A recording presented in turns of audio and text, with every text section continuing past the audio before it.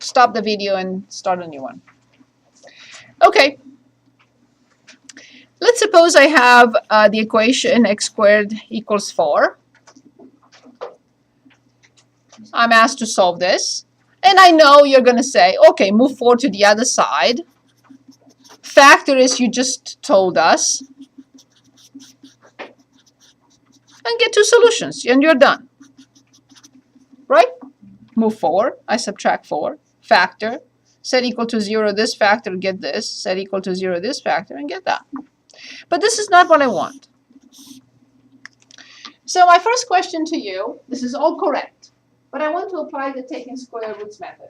So what type of polynomial is x squared minus 4? Degree? Degree 2. Degree 2 means exactly how many solutions? Exactly 2 solutions. What if the degree were 4? 4 solutions. What if it were 15? 15 solutions. Very good. So now I'm going to show you the method of taking square roots, exactly how it should be. We are going to use a shortcut, but I'm making a point. I take the square roots from both sides because this is an expression with x and it's squared, and the other side is one number. If I had x here, don't write anything, don't correct. If I had x here, I could have not used taking square roots. It would have not worked. The left-hand side has to be an expression that has x in any form, x plus 1, just x, or x minus 1/3, or so on and so forth, but squared. And the right-hand side a number. It can be 0, it can be negative, it can be positive.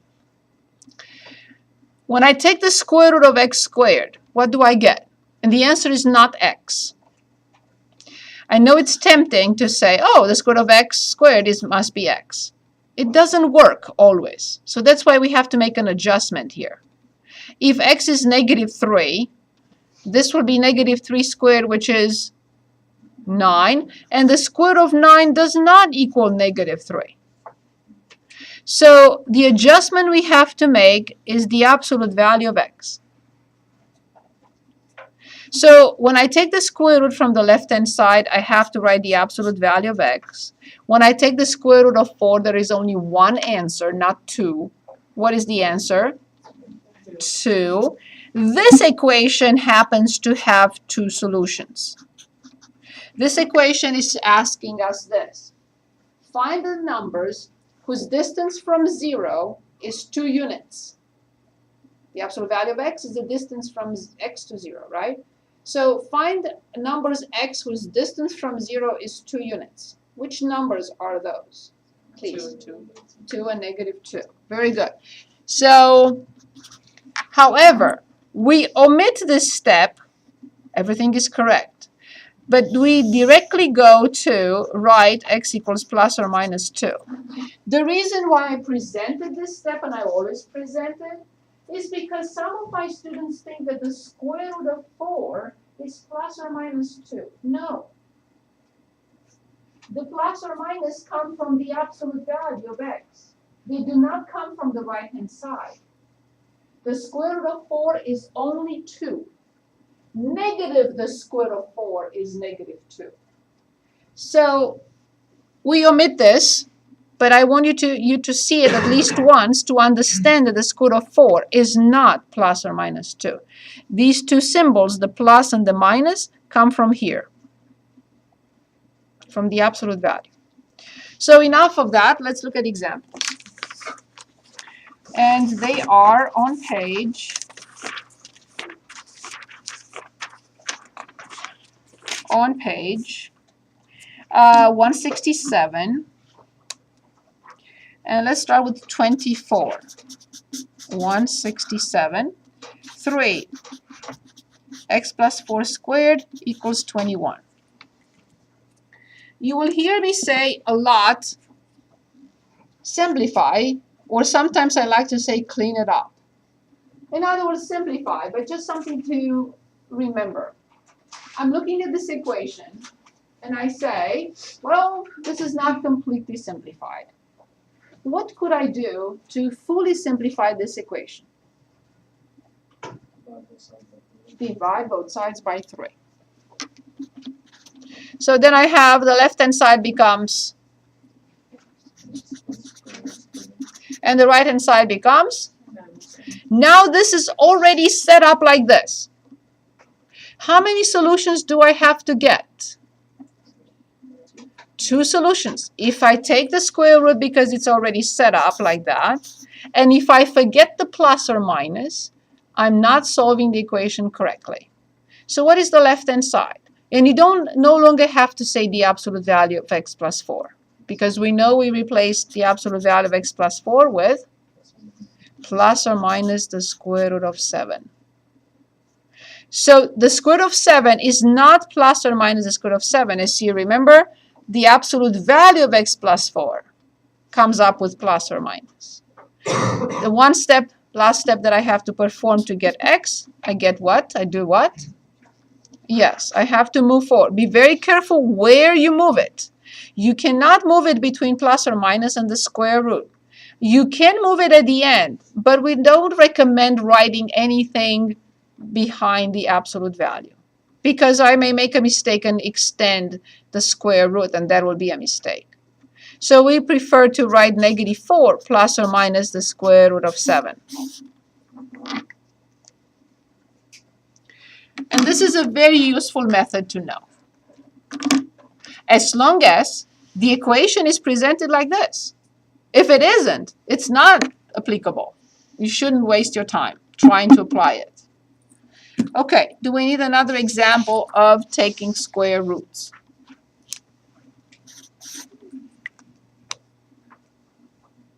Is that a yes? Is that a no? Help me. Yes. Okay, perfect. So let's say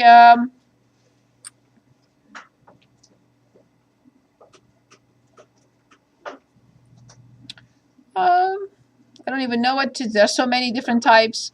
Okay, 34. We have 2x plus 8, everything squared equals 27. When you start working on your homework from this section, make a list of questions if you have any. If you enter by mistake a comma instead of a period, you don't have to redo the problem. Just send me an email and say, Professor, I put this instead of that. I'll take a look at it and give you the point so you don't waste your time doing it again. Okay? If that happens. Good. This is a quadratic equation. How many solutions do I have to write? Absolutely 2. Is it set up so that I can apply the square root or not? Yes. Yes. So for example, don't change anything. But if I had here plus x or 27x, I would have not been able to use this procedure or this method. But since I have everything with x on one side and under a power of 2, and the right-hand side, whatever number, alone, then I can take the square root. Now, we do recommend to simplify the square root of 27. So the square root of 27 is not a perfect square, but if I change it into 9 times 3, then I write the square root of 9 and the square root of 3, which will give us 3, the square root of 3.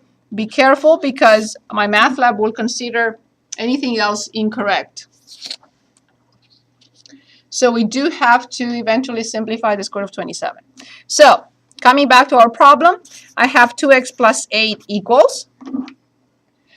If I omit something very important here, I'm not solving correctly. Plus or minus 3, the square root of 3.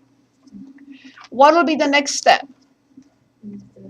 Move 8 right in front of plus or minus. So 2x equals -8 plus or minus 3, the square root of 3. Now, before we continue here, there is no point in wasting my time to write the first solution is -4 plus the square root of 7, and the second solution is -4 minus the square root of 7, because I cannot simplify them. There is no need to do this. My math lab may ask you to write them with a comma between the two of them, because I don't think they have the plus or minus. Maybe they do or not. So you may have to write them like this. But if the solutions can be simplified, if this were just 7, you must simplify them. -4 plus 7, -4 minus 7. But here, there is no point. For me, during a test, this is the correct solution. There is no need to do that. But if they are simplifiable, then we have to separate them. Good. What is the final step here? Yes, so I divide term by term. -8 divided by 2 will be -4, but here I cannot divide, and I will write it like this. There is another way. I accept both. You can write this. I don't really like it, but it's fine. It's up to you. Sometimes one is better than the other.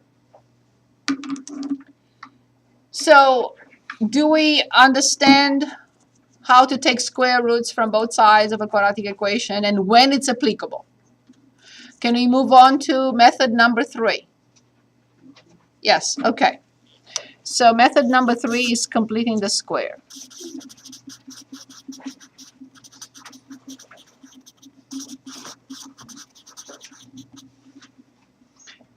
Useless here. We learn it for something else later in the semester.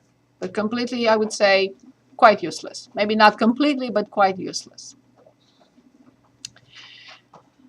Okay, so I'm going to start with an example. And I'm going to choose 48 on page 167.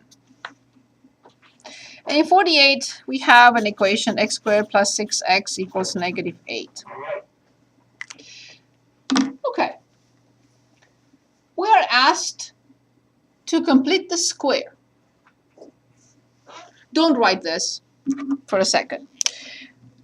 What we're really asked to do is, down the road, have something like this equals a number.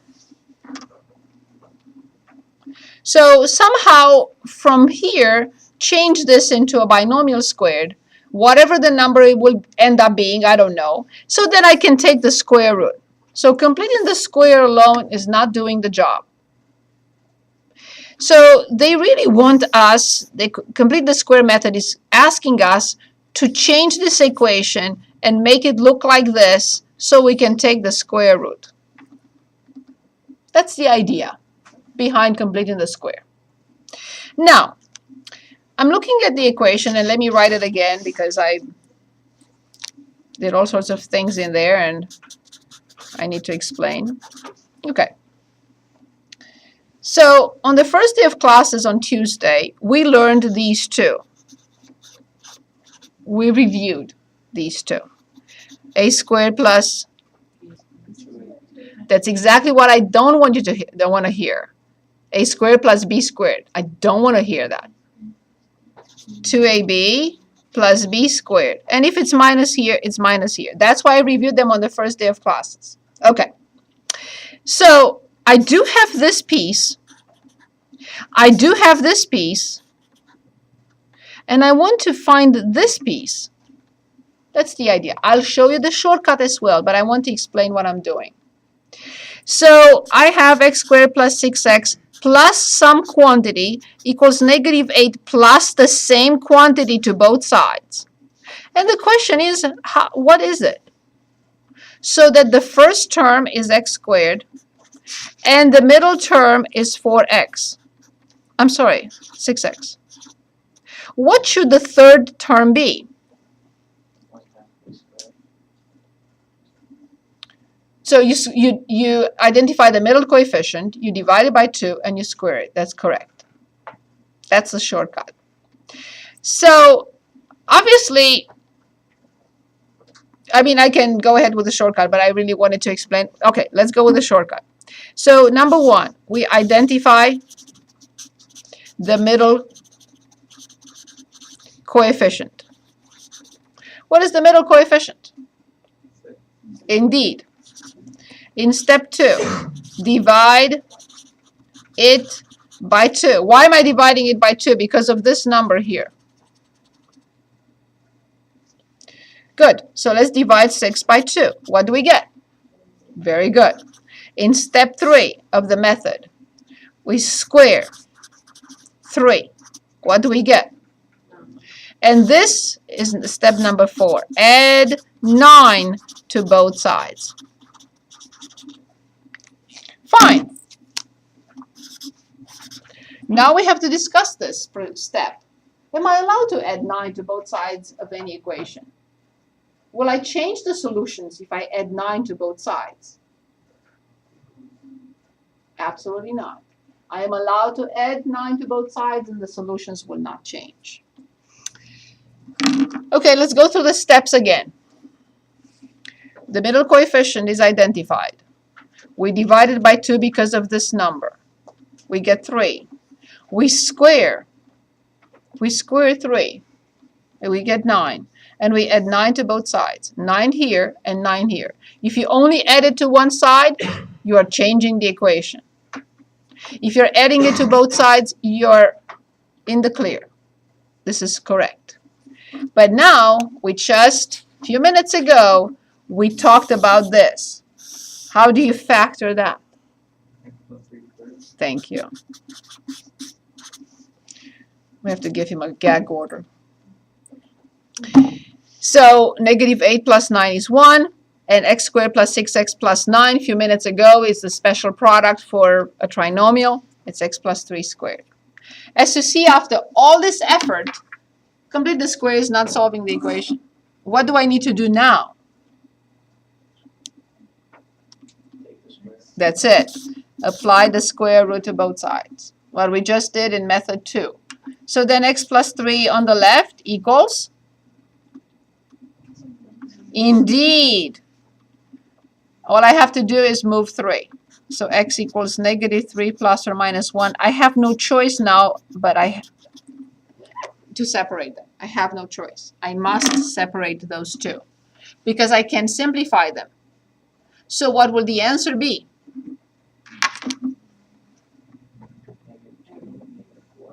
Negative 4 and negative 2.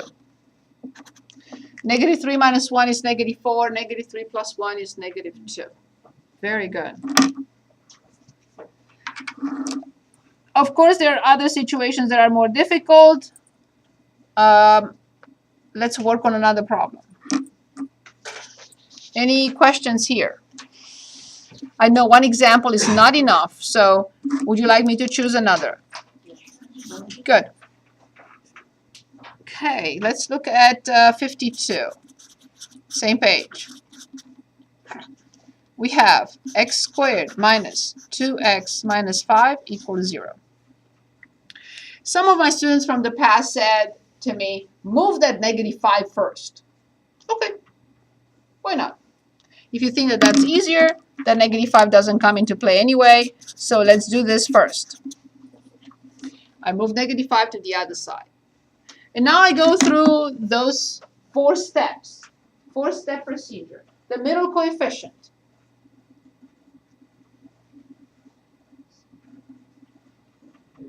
Negative 2. Let's divide it by 2. So one more time. The middle coefficient was negative 2. Let's divide it by 2. Let's square negative 1. 1. This is what we add to both sides. So I have x squared minus 2x plus 1 equals 5 plus 1. Notice that I had to add it to both sides. If I don't, I change the equation. So then the left-hand side is, and we just reviewed this, and the right-hand side is this. And no, Kyle cannot answer.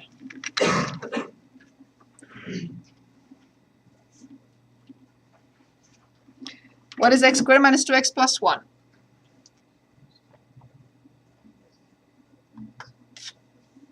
Say it again. It's a trinomial. X minus 1, everything squared. Awesome. First term squared minus 2 times the first times the second plus the second term squared. See, what we covered last time appears all the time. All the time. We either do it now or we're going to struggle all the time. Okay, we complete the square. What now? I didn't solve. Yes, I have no choice. So I have x minus 1 equals, thank you, the square root of 6 is not a perfect square, so 6 is not a perfect square. The square root of 6 is the square root of 6. So the final simplified form is this. There is no point in separating it because I can simplify. However, my math lab might ask you to separate them with a comma. So be careful with that. Do we need other examples? Yes. Let's do one with fractions. Yes. 56. So x squared plus 7x minus 8 equals 0. So if you agree with my student from last semester, she said, move that negative 8. Okay, I will move that negative 8 to the other side, becomes 8. Okay, now, the middle coefficient, please. Correct. Please divide it by 2. No decimals, fractions. 7 halves. Okay, now let's square 7 halves. Very good. We square the numerator, we square the denominator. This is what I have to add to both sides. So x squared plus 7x plus 49 over 4. Oops, I meant to write equal symbol. 8 plus 49 over 4. Any questions? Any questions? Do we understand the steps? Please say yes or no, something. Please say something. So 7 was the middle coefficient. We divided by 2 without performing. Just keep it as a fraction form. We square this. 7 squared is 49. 2 squared is 4. And we had to add it to both sides. Now the left-hand side, we know what it is.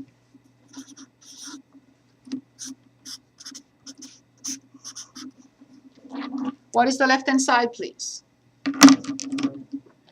X plus what we squared to get that, obviously. So x plus 7 halves. What do I have here? The least common denominator is 4. If I multiply 1 by 4, I have to multiply the numerator by 4. What do I get? Very good. Plus 49. 32 plus 49 is 81.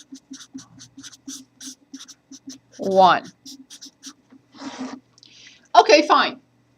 I complete the square. Now what?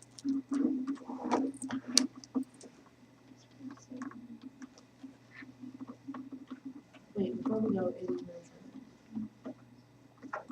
32. I must have missed something.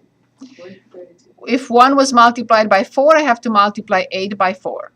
In order to add fractions that do not have the same denominator, we'll find the least common denominator. And if this is 1 and I end up with 4, I have to multiply the top by 4. I multiplied 1 by 4, I have to multiply top by 4. 4 was not multiplied by anything, or if you want by 1, so that's why 49 stays as 49. Anything else? Okay, so now what? Take the square root. So I have x plus 7 halves equals? Very good. Square root of 81, 9. Square root of 4, 2. So then x equals negative 7 halves plus or minus 9 over 2. I must separate because they can be simplified. So negative 7 plus over 2 plus 9 over 2. Yes, 2 over 2, which is 1. Negative 7 over 2 minus 9 over 2.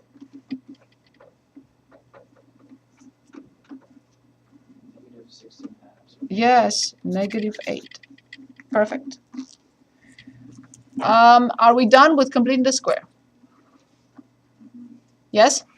Okay. So please review all the problems we did last time and today. Now, fourth method, quadratic formula, last one.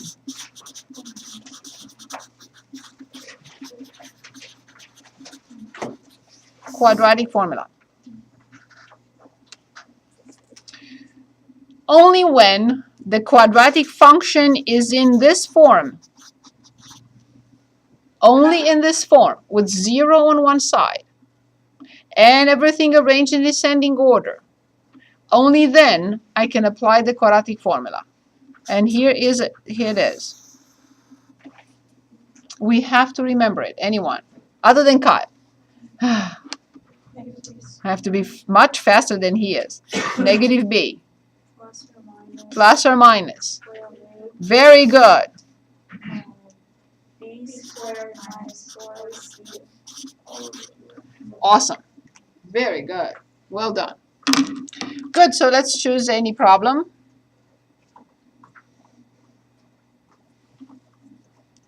Let's say 2x squared plus 5x equals 3. And this is 60 on 167. But I made a minor change. But I didn't change the equation. I just changed something in there. Okay. We're asked to use the quadratic formula to solve this equation. What do I have to do first? Yes. If I do not have 0 on one side, I cannot use the quadratic formula. I cannot apply the quadratic formula just yet. So 2x squared plus 5x minus 3.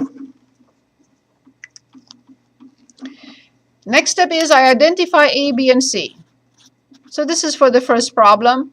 You don't really have to write this. You can go ahead and fill it in the quadratic formula. That's fine. But I like to identify them just to make a point on how A, B, and C are determined. A, 2, B, and C, correct. Very good. Awesome. So now we are ready to apply the quadratic formula. Negative b.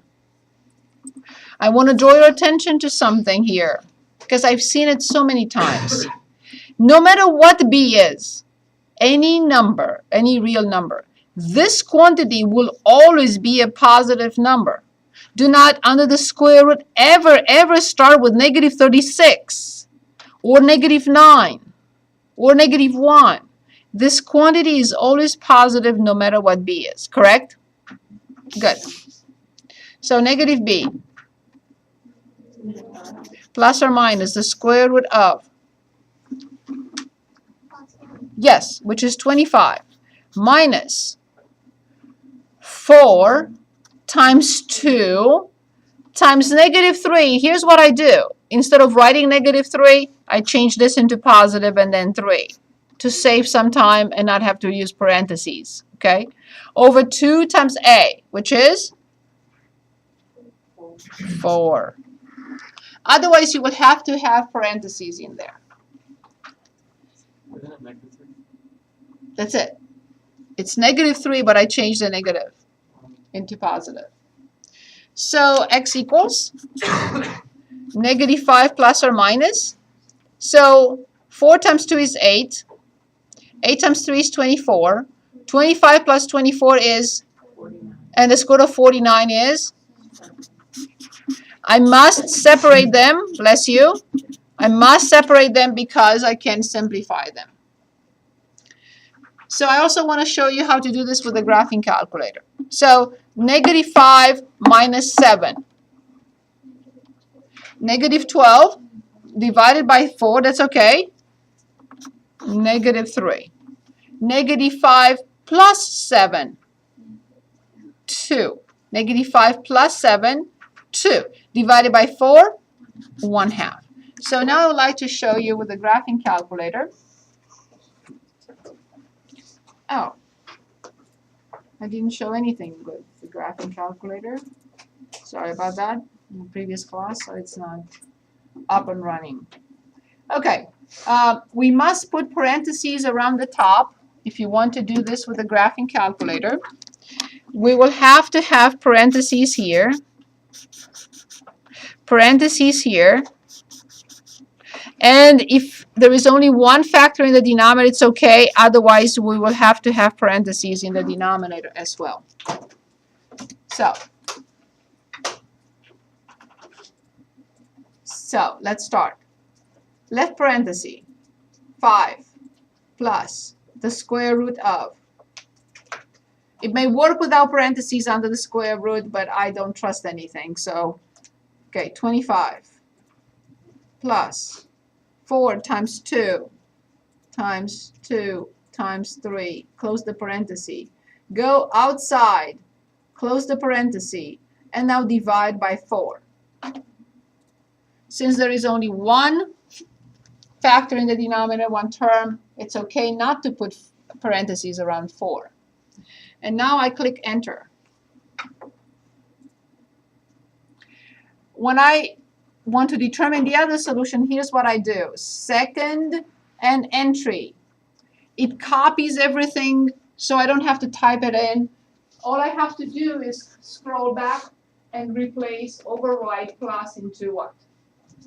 Exactly. So it's a little bit more difficult for me to do that with the software, but it's much easier for you to do it with a calculator. So I override this into minus, and that's how I get the negative 0.5, which was negative.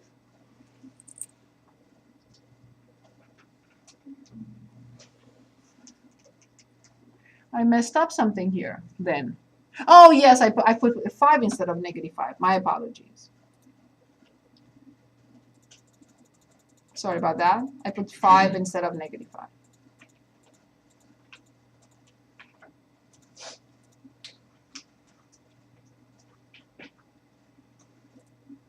I'm not there.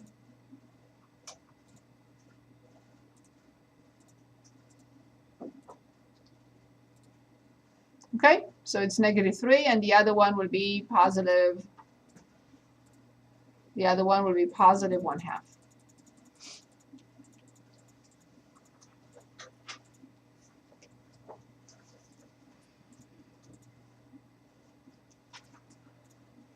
Okay. Any questions? Any questions? Any questions about the quadratic formula? Do we need other examples with the quadratic formula? Is it a yes or is it a no? Can we do one more? Yes. Okay. Let's do one more with the quadratic formula. So let's say 76. I just copy the problem. 4x squared minus 2x plus 3 equals 0.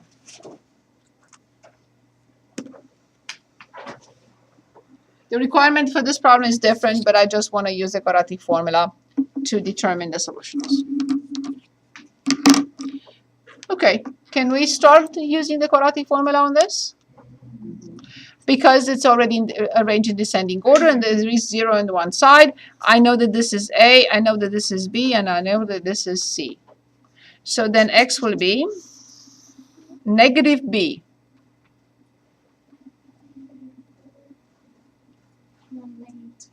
2 plus or minus the square root of. Please make sure you do not write a negative number at the beginning under the square root, which is 4 minus 4 times 4 times 3 over 2 times A. Very good. So now I continue with 2 plus or minus the square root of 4 times 4 is 16, or if you want 4, that's even better. 4 times 3 is 12. 12 times 4 is 48. 4 minus 48 is negative 44 divided by 8. Good. Now what happens when I take a square root from a negative number? Exactly. Let's talk about this for a moment. So the square root of negative 44 is broken up into the square root of negative 1 times the square root of 4 and times the square root of 11. Why 4? Because it's a perfect square. Why 11? Because it's not a perfect square. So the square root of negative 1 is called the imaginary unit, which is replaced by I. The square root of 4 is 2, and the square root of 11 has to stay as is. So then the final simplified form will be 2 plus or minus 2I the square root of 11 divided by 8. I have to simplify it. And let me show you a terrible mistake. Allow me to show you a terrible mistake. This will be a terrible mistake because I would simplify a piece of a term with a factor in the denominator. And that is not allowed.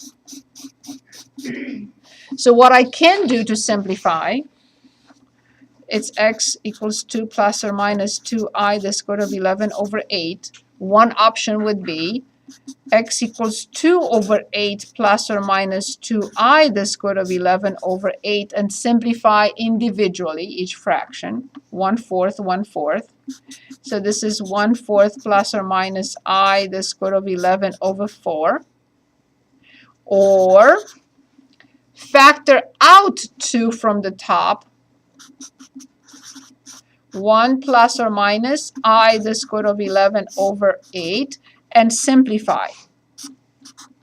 I simplify 2 and 8 because they are factors. 2 divided by 2 is 1, 8 divided by 2 is 4. It doesn't matter which one. If you prefer this, it's fine. If you prefer this, it's fine. So from here, x will be 1 plus or minus I the square root of 11 over 4. Any questions? Any questions?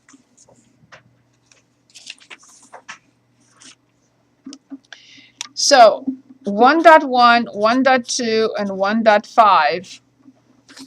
Here's what I recommend. I know we have a couple more minutes. I don't want to move on to the next section. I will just choose a couple of problems for us to work on them together. So here's what I recommend. Number 1, redo problems from class. Number 2, recommended problems. That list of recommended problems. As many as you can and check the answer in the back. They're all odd number problems.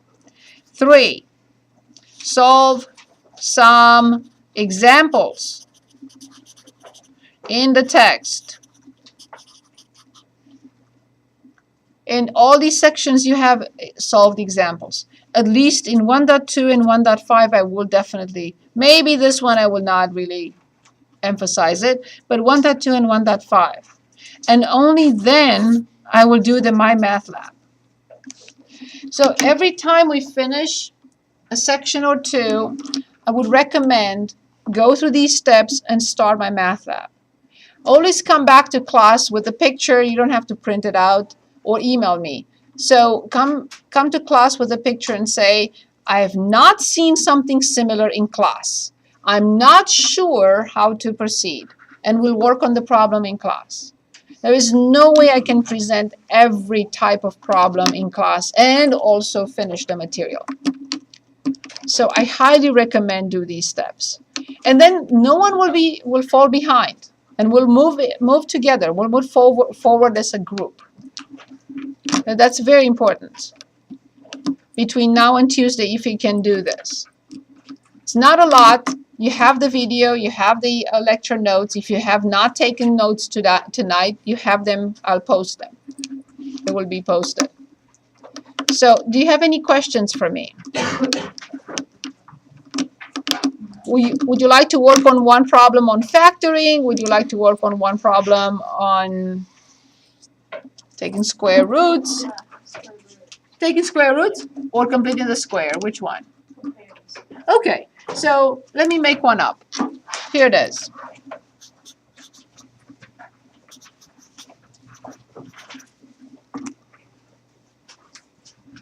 And we'll stop after this one. So, we're asked to solve this equation by completing the square. What will be the first step? So I have -4. -4 is the middle coefficient. What do I need to do? Divided by 2. So -4 was identified as the middle coefficient. I divide this by 2 and I get Negative 2. Now I have to square negative 2. What do I get? 4. And this is the number that I add to both sides. So x squared minus 4x plus 4 equals 7 plus 4. Please remember, we must add it to both sides. What now? Now I know from factoring what this means. X minus 2. Do you all agree? Let's check. First term squared minus 2 times the first times the second plus the second term squared. Agreed? What now? Yes. Remember, this is a method that we study here for something else later. So it does not alone does not solve the equation. So then I have x minus 2, but if I forget something very important, I will not solve it correctly. What is it? Plus or minus the square root of 11. And then I have to put this in here between the equal symbol and the plus or minus. So that will be this. There is no point in separating it. However, I think I'm correct when I say that my math lab will ask you to separate it. I do. They do? Yeah. Okay. So obviously you are way ahead of me. Any questions for me?